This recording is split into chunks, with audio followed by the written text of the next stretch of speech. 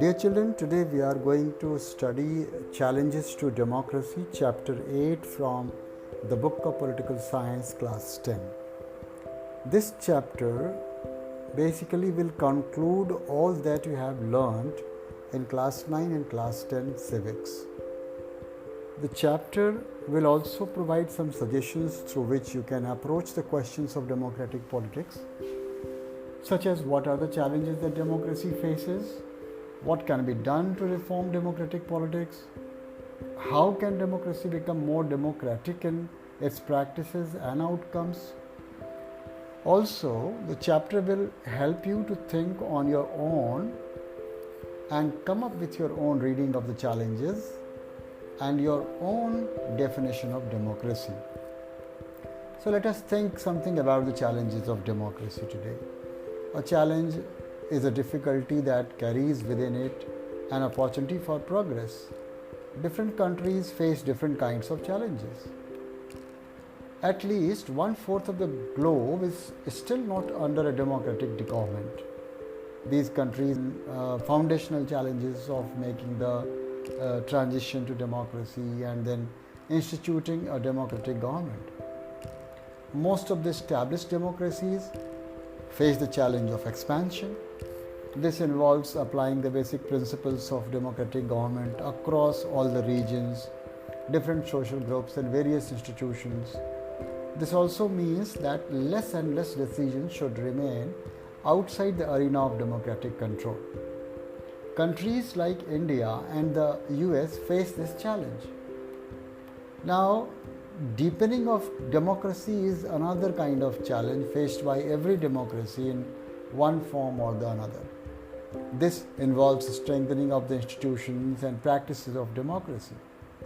This also requires an attempt to bring down the control and influence of the rich and the powerful people making governmental decisions.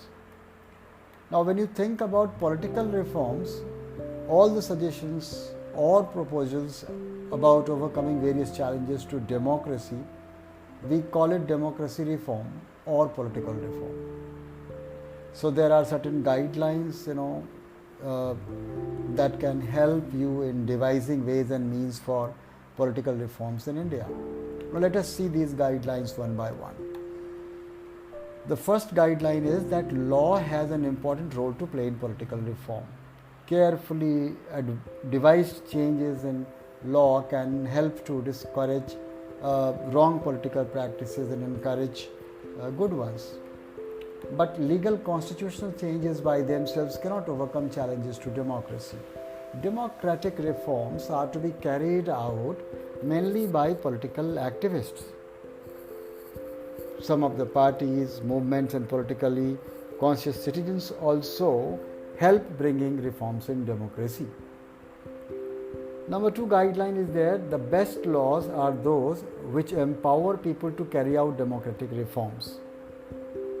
Say, for example, the Right to Information Act of a law that empowers the people to find out what is happening in government and act as watchdogs of democracy. Third guideline comes as such that the main focus of political reform should be on ways to strengthen democratic practices. And the fourth is that any proposal for political reform should think not only about what is a good situation, but also about who will implement it and how. Now we'll have to redefine the democracy. Democracy is a form of government in which the rulers are elected by the people.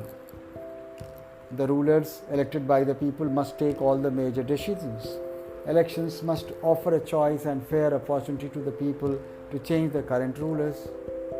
This choice and opportunity should be available to all the people on all equal basis. The exercise of this choice must lead to a government limited but basic rules of the constitution and citizens' right. So whatever, dear children, you have learned in democratic government and politics, you need to have a complete idea of it, and hence very important that we must summarize something about this political science as a whole. So let us talk about it. That primarily you learned the democratic rights at length and understood that these rights are also not limited to the right to vote or stand in elections and form political organizations. Also, you have read about some social and economic rights that democracy should offer to its citizens.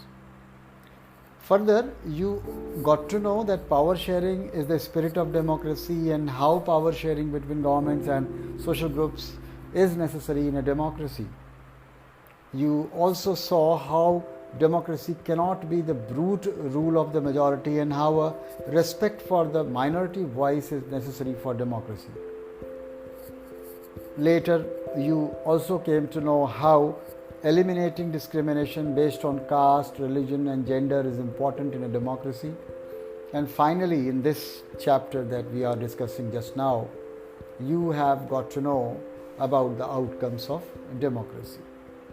This is how you are now prepared for appearing at the board examinations, listening to all the audios that are available with DNA Education on YouTube.